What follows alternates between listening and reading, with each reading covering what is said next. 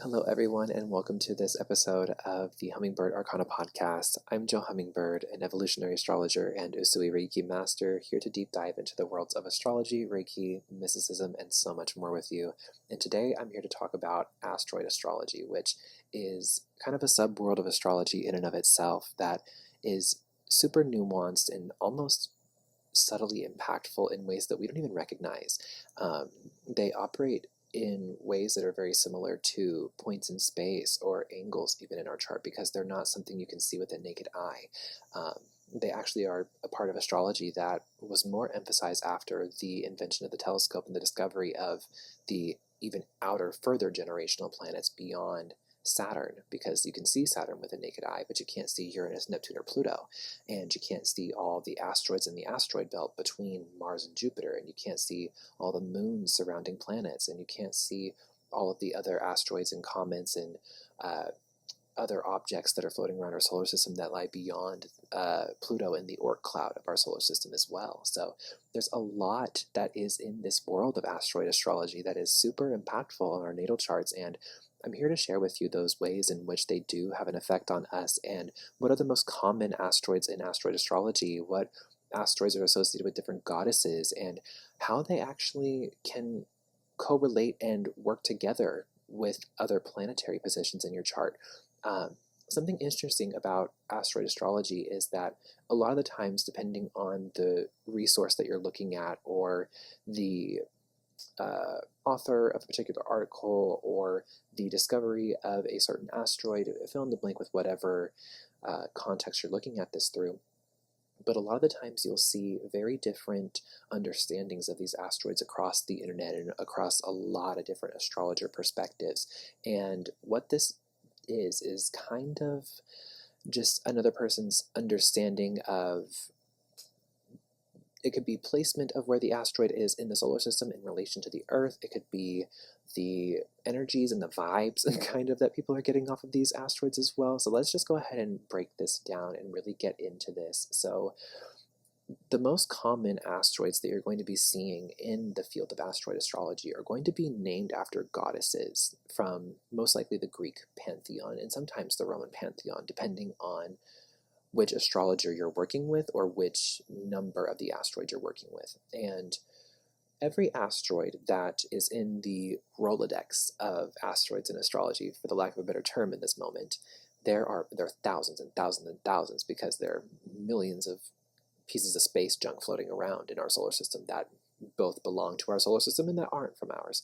And a lot of the times they, in our past we have our planets named after the Roman gods, of course, but then as the discovery of astronomy intermingled with physics and science and all these different fields of study from a perceivably quote-unquote modern standpoint, you get to enmesh different cultural ideas and different scientists and people who study this across the world to then have their input placed into this. And so that's where you can get different names and different numbers and different associations planetarily with what these asteroids are here for. But the most common ones that you're probably going to hear about or see in different astrology software online are going to be Vesta, Pallas Athena, or just Pallas for a hyphenated version, Juno, Ceres, and Persephone.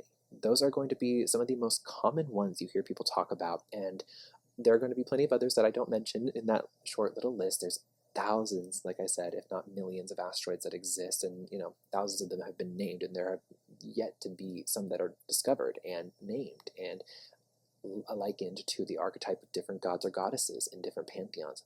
There are asteroids that are named not only after the Greek gods and goddesses, but also the Romans and the Norse and the Egyptians and Hindu and so many other ancient cultural practices have asteroids that are named after different significant archetypes or gods or goddesses within those cultural backgrounds. And the reason you'll see the most common that are Vesta, Pallas, Juno, Ceres, Persephone is because of Hellenistic astrology and its influence on astrology altogether. Now, you're probably wondering, what is Hellenistic astrology? That is a whole other video.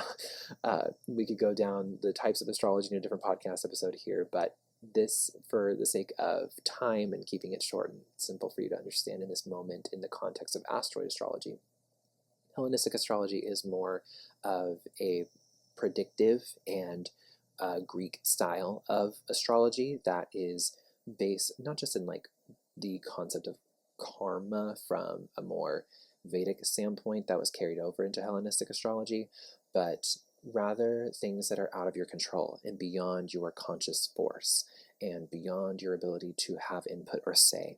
And these asteroids are kind of not a watered down essence of that, but they are the parts that are more subtle, that are operating within a little bit more of a liminal space. Like we mentioned before, you can't see asteroids with your naked eye, just like you can't see a lot of the moons on different planets with your naked eye, let alone see the outer three most planets in our solar system with your naked eye.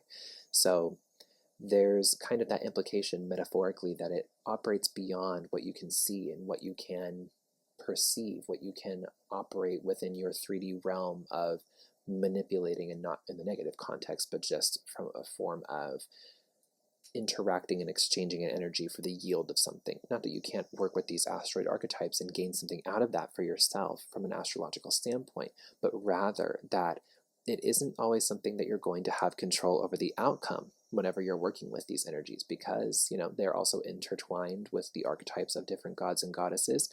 The same way that if you're working with a deity in deity work or magical practices or folk magic or whatever have you, you can't always control the spirit that you're working with, and that's not the point. The point is to have an exchange. And take this example of, you know, working with deities that we're on right now. If you were to be making an offering to a deity, you wouldn't be expecting them to do exactly what you want. You would be offering to them in hopes that it would be an equal exchange that would yield you what you are hopefully trying to have some sort of benefic outcome with. You know, I'm not going to sit here and judge people who are using baneful magic. I have practiced that in the past before out of protection for myself, but I digress. It's that same kind of concept here, where if you are working with these asteroids, you're kind of already working with the archetype of whatever god, goddess, or energy is associated with them. And even if you aren't working with that deity or that god, goddess, you are working with a frequency, you're working with an energy, you're working with something tangible out in the cosmos that has a physical effect somehow on the solar system in which we live. So whether that be a gravitational effect, whether that be a chemical effect, whether that be a light reflective effect, it really just depends on which asteroids you're working with and when they were discovered, what their properties are, what god, goddesses they're associated with, what potential planetary rulerships that other astrologers associate that with. There's a whole myriad of things that kind of create a whole subfield of astrology within asteroid astrology itself. So let's go ahead and talk about these most common goddess asteroids that you'll see on a lot of astrology websites such as astro.com or astroseek. You're going to see Vesta most commonly. This is the goddess of the home and the hearth.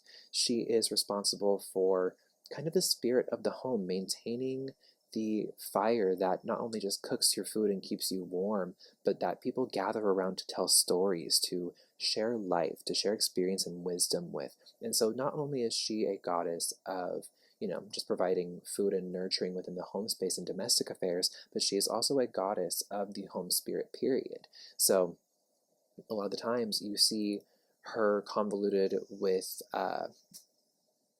I can't exactly remember her Roman counterpart in this moment, but there is a Roman goddess that is her direct counterpart, because Vesta is the Greek name for this goddess. And something that you'll see a lot of the time is that the Greek names and the Roman names get used interchangeably for some of these asteroids, even though they have one or two different asteroids, and they're both different numbers, and they are assigned for the different names of these goddesses, the different nomenclatures, and they operate with the same archetype, and they can be placed differently within your chart. But for the sake of the simplicity, we're focusing back on Vesta. This, again, the goddess of the home and the hearth, for simplicity's sake. This is going to be in your chart where you can tend to your inner flame that keeps your spirit safe within the home of your human essence. Not only that, but also within wherever you get to call home tangibly. So for me personally, I have Vesta within the 4th house of my home. So she's very happy to be there. And a lot of the people that I have read their charts for, I've seen Vesta in the 11th house. So they find their home in networking and in friendships and in their dreams and visions for the future.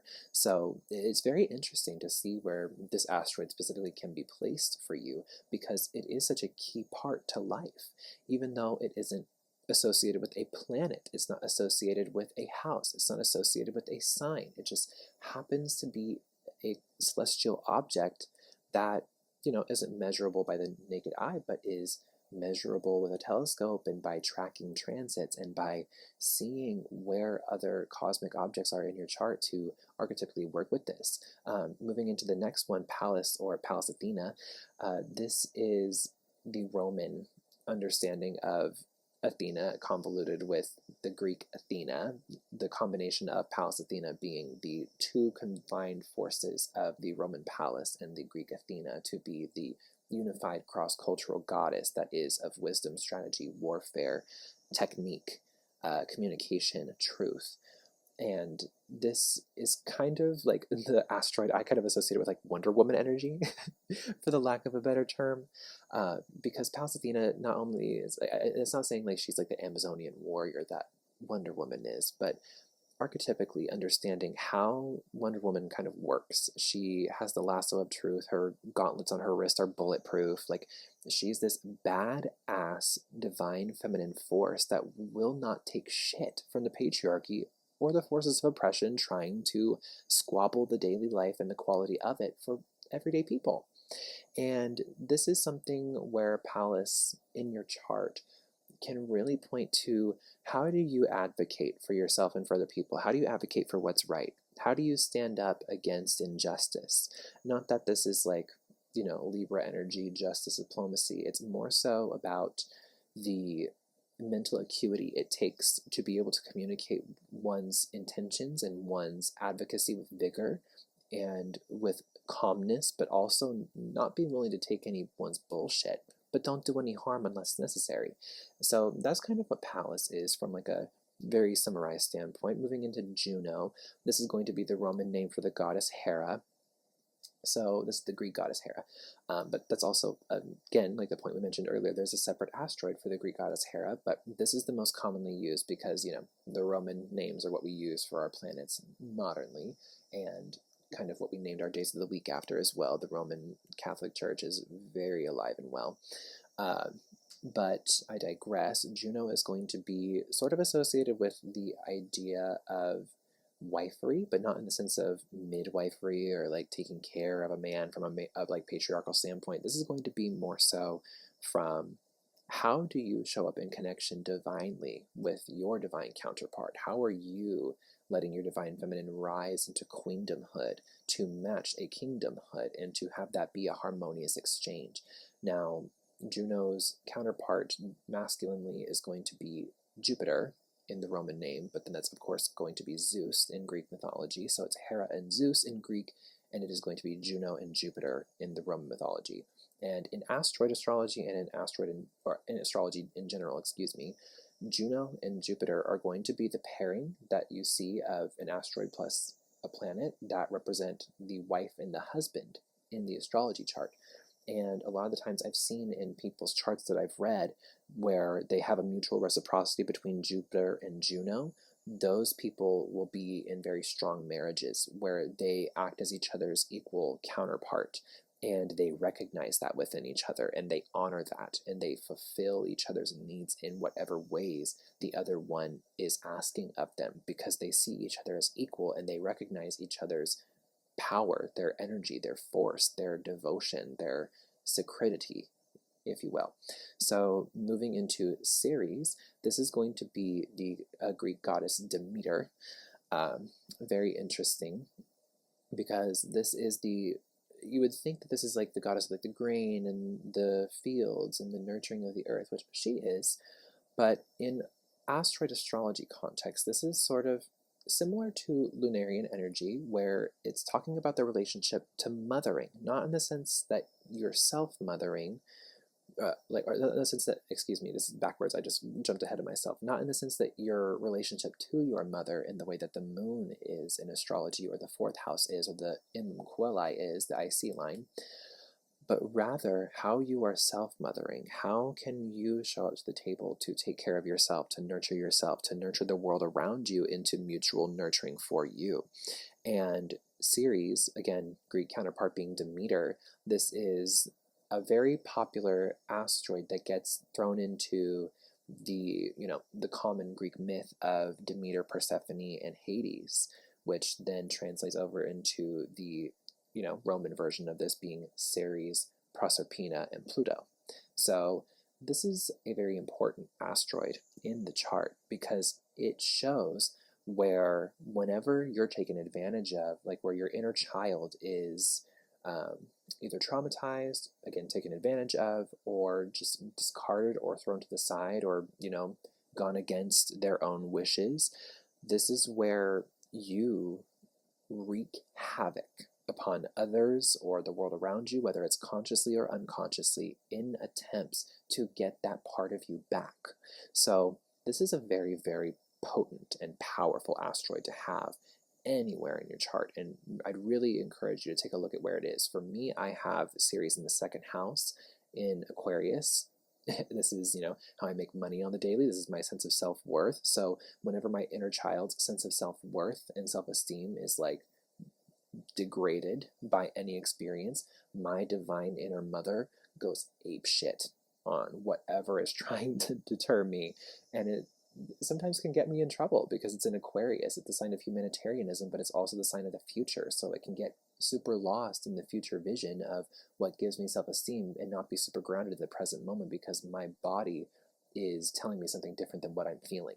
So there's very, very, very intricate nuances and contradictory energies within Ceres in general, just like any good mother has great contradictions because of the amount of love she has for her child. So moving into the next and most popular asteroid is going to be Proserpina, which again, as previously mentioned within the Ceres description, this is Persephone in the Greek story. This is the curious maiden, originally named Kore in the Greek myth, who is abducted by Hades in Roman Pluto and is forcibly turned into the queen of the underworld. But after she's been abducted against her will, she kind of divinely surrenders to the power that she's being given in the underworld, because it's not that she was entirely abducted, and not that there's so many different versions of the myth out there. There were versions of it where she was abducted without her consent, and then she decided to just transmute that and regain her power from it. Sometimes she just learned helplessness and then eventually discovered power after the fact. Sometimes she chose to go down there on her own accord to purposefully lose her innocence to then gain power. There are so many different versions of this story out there, so really use your discernment to feel what sits right with you, but also work with this placement to see what story is in most resonance with your placement in particular. For me, Proserpina is in the 9th house in Libra for me, or the 10th house in Libra, excuse me, not my 9th house, in the 10th house in Libra for me in my whole sign astrology chart. And for me, I get taken advantage of in work a lot of the time. Not in the sense that I want to, but people against my will have taken advantage of me when I am just sitting here trying to be innocent and doing my work and minding my business. And that has been something where I've had to alchemize and realize, oh, okay, well, I don't have full 100% say over this situation in this moment. How can I respond? And how can I empower myself through this? And how can I see a way out of this? And that's very 10th house, to climb the mountain, that Capricorn ruled energy. And in my 10th house is in Libra. It's okay, other people versus Aries, self, me. How can I utilize this experience with somebody else that I'm holding space for and kind of against my will doing so? How can I use this to build my way out? How can I use this to build my empowerment up? How can I use this to really align myself back to my mission and my statement and my purpose and my why. So those are going to be 5 of the most common goddess asteroids you see within astrology programs online or different softwares, or that you hear astrologers talk about online. Now I want to talk about 2 other asteroids that are not commonly seen, but this is an example that is very specific to me and near and dear to my heart, because these 2 asteroid goddesses are the goddesses that my 2 little kitty cats are named after. And I didn't know this until literally today, before I sat down to record this episode, which blows my mind that in real time I'm still learning so much more about my chart with you, because I've been studying astrology for 8 years. If you've listened to the intro episode of the podcast, you would know that I started reading astrology charts in 2017, not necessarily for other people all the time, but I started studying my own chart in 2017, and I started reading other people's in 2018. So I've been studying this for 8 years, and I'm just now today, 4 years into my professional career of it, really understanding and seeing, holy shit, this really is real, still beyond anything that I've been able to make sense of and offer other people with this. It just continues to blow my mind. So the 2 goddesses that I'm talking about here are the Greek goddess Maya and the Greek goddess Talia. So Maya is a Pleiadian mountain nymph goddess. She's one of the 7 sisters, and she is the one who not necessarily is exiled, but there are some of the stories and myths and versions of it in which she was exiled for her own promiscuity reasons, which I think it's just patriarchal oppression disguised as mythos, but that's neither here nor there. It's a different discussion for another day. I know that she is the Pleiadian mountain nymph goddess that went away into the cave and had a child with Zeus. Very interesting, but that is not relevant to the story, other than the fact that she is kind of this reclusive mountain nymph goddess, and she is very, very not private, but she knows what she wants and she doesn't want anybody distracting her from that. So she's going to go pursue that on her own. And she doesn't need anybody to go with her unless they're going to be of benefit to her, which sounds super conceited when you reflect on that from a surface level standpoint. But if you dive into it from a divine feminine standpoint, it is about energetic sovereignty, it is about boundary setting, it is about respect, it is about honor and devotion to oneself, and that being the gateway into success or empowerment or trustworthiness or integrity even. So my first kitty cat in my adult life that I was able to adopt, she is a little brown tabby. She was the runt of her litter, and she is sitting right next to me while I'm recording this episode. How perfectly fitting. She's a little asleep, curled up in a cute little ball. She is 2 years old now, but she chose her name. I let both my cats choose their names, and Maya is the name that she chose. So I'll leave that there just temporarily, but I will come back to this. We're moving into Talia next, but we'll bring this full circle. Stick with me. Talia is the Greek goddess of comedy. She's one of the muses. She is all about making humor out of situations that would normally be morbid and dark and damn near impossible to process. And it is super, super, super funny because my other kitty that I adopted, her name, she chose, Talia. She is a 5.5-year-old kitty, about to be 6 upcoming soon. And she is a tuxedo tortie, and she is so talkative and so derpy and so needy and wants to be the center of attention all the time. Very, very interesting for a goddess of drama and comedy and one of the muses, and turning things that seem dark and depressing into something that would be beneficial and loving and expansive. So Maya, she is a Virgo sun with a Cancer moon. And she is a very quiet, reclusive, mountain nymph in the cave type kitty. She loves hiding under the bed and couches and crouching down in corners and then darting all the way across the room when she has the zoomies and staying cuddled up on little kitty cat beds and really being quiet unless needing to speak. And then Talia, she is an Aquarius sun with a Leo moon. Very me. Come pay attention to me in order for me to be okay, and let me make you laugh and let me be quirky and weird. and different, very Uranian versus Mercurial in the way that Maya is. So I mentioned this about them because they are so starkly different. And that's not entirely relevant, but that's just something I wanted to share because I love talking about my kitty cats. But the reason I bring them both up is because the two asteroids that are named after these goddesses, Maya and Talia, are both in, get ready for this, my 5th house, which is ruled by Leo, which is the sign of the lion, the giant cat, the only cat in astrology. Not the only point. We're getting further. The 5th house rules children. So both of my cats, my little spirit baby kitties, my children, if you will, are in my astrology chart in the 5th house of cats and children.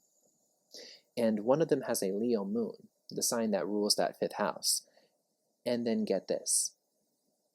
The cat that is a Virgo, Virgo, the sign that rules small animals, is one of my kitty cats. She's a Virgo. So it just makes so much divine cosmic astrological sense that they are there in my chart. And it blew my mind to find that out today because it just makes so much sense. And so we understand that astrology is something that is super, super scarily accurate already in and of itself, especially when you dive into more predictive astrology rather than just personality or sun sign astrology or pop astrology and horoscopes. But then you take a look at asteroid astrology like this, and it can get even deeper into the nitty-gritty because on top of this, the reason my kitty cats don't get along astrologically, get ready, Maya, the asteroid, is retrograde. This is the first reason. The second reason is that Talia and Maya are not conjunct in my 5th house. They're not together. They're almost at the complete opposite end of the sign. They're both in the sign Taurus in my 5th house. But Talia is at the 1st degree and Maya is at the 27th degree. So they could not be further away from each other in that same space. And one of them is retrograde and one of them is direct. So they do not operate within the same frequency. One is more evolved in the sign and essence than the other. One is a younger soul than the other, even though one is older than the other. It's super nuanced, it's super contradictory, it's super dualistic, just in the same way that asteroid astrology is. And then to add to this, Vesta, the goddess of the home and the hearth, is at 28 degrees in my 5th house. I think I mentioned that she was in my 4th house earlier, but that's in my Placidus chart. In my whole sign chart, she's in my 5th house of children. And my home and hearth really comes from taking care of these kitty cats. My ability to feel like a fulfillment within my space and feeling like a nurturing, ongoing flame burning for the passion of existence and for keeping things alive and well is really in the hearts and souls of these kitty cats that I am so blessed to be the cat dad for. And it just blows my mind that Maya would be conjunct Vesta, the quiet, secluded, Virgo, calm, Lunarian cat that is, Virgo, the ruler of small animals. But then the other one who is fun and chaotic and loud and noisy is nowhere near it, but it's also still in that same house and still providing something so beautiful and Leo-esque in nature with her Leo moon and that being a Leo-ruled house. And her being an Aquarius, that being in the sign of Taurus in my 5th house, that's all fixed energy. She was meant to be my cat. So it's just so mind-blowing to see how astrology can be so meticulously accurate, and especially when you dive into asteroid astrology. So, like I mentioned earlier, if you want to look into asteroid astrology for yourself, I don't offer anything personally with asteroid astrology on my website, but if you want to look into asteroid astrology for yourself, 2 great websites that I mentioned earlier, astro.com, more commonly known as Astrodience, but if you just look up astro.com, it will take you straight to that website of Astrodience, and if you look up in their search bar, extended asteroid chart, you will be able to pull up a little information fill out form where you can put in your birth time, date, location, and then you can also choose which asteroids you get to see in your chart. And you can see Vesta, Pallas, Juno, Ceres, Persephone, Maia, Thalia, every asteroid in discoverable existence that we have calculated, that we have put a name to, and that we have been able to track the movement of. So that's a really good website. But then there's also astroseek.com, astro-seek.com. They don't offer as many asteroids in their chart selection. They offer like some of the most common and some of the most well-known, or some of the most historically significant that are named after certain gods or goddesses that have really powerful mythos. But if you're looking for the most extensive list, I would definitely recommend astro.com. And I will link both of these websites down below in the description box or in the show notes of this podcast, whichever platform you're listening to this on. But if you really feel called to asteroid astrology, I definitely recommend looking into it, because it can become so interesting and so powerful for you so quick. Like even today, I discovered that my kitty cats are in my asteroid astrology, and I had no idea. I had absolutely no idea. I knew that there was some sort of cosmic connection I had between myself and these kitty cats when I got them, because I manifested them purposefully, but I had no idea they were sitting right there in my 5th house of children this whole time. And I've had these cats for well over 6 months now. So I just cannot believe it. It just boggles me that they were just sitting there in my house of children my entire life. They were destined to be my cats. And I did not, from an ego-conscious standpoint, know that until now. So it blows my mind. And I definitely recommend that if you have kitty cats and they're named after any gods or goddesses, then definitely check out where those asteroids are in your chart and see what relationship you have to your cats. And maybe it'll explain what's going on a little bit different. Maybe you have more than one and they don't get along, similarly to my cats. And maybe there's a reason astrologically why as to how that's happening or how that's playing out for you. And then maybe there's somebody in your life that has the name of a goddess, and you want to check out your relationship to that person from an archetypical standpoint. Go check that out. It's very interesting. Or if you're working with certain deities, like we were talking about in the beginning of this episode, check out their asteroids. See what your relationship is like to them. Maybe they're conjunct your south node and you've been working with this deity for lifetimes. Maybe they're conjunct your north node and you're supposed to evolve into working with them in this lifetime. Maybe they're conjunct your midheaven and they're supposed to help you bring success into your life. Maybe they're in your 4th house of home and they're just supposed to help you ground in the hearth energy and really focus in on nurturing yourself and your well-being. So this is a really powerful aspect of astrology that I'm super excited to be sharing with you guys in this moment. So I appreciate you taking the time to listen to this episode, and if you enjoyed any part of this, let me know down below in the comments what was the most significant part of the Asteroid Astrology episode for you. And if you enjoyed it, again, give the video a thumbs up and subscribe to the channel. Turn on that post notification bell so you're notified every time that I upload a podcast episode if you're listening on YouTube. And just follow my podcast if you're listening on a different platform like Apple Podcasts, Spotify, SoundCloud, wherever you're listening to this on. But thank you again for listening to this episode of Hummingbird Arcana.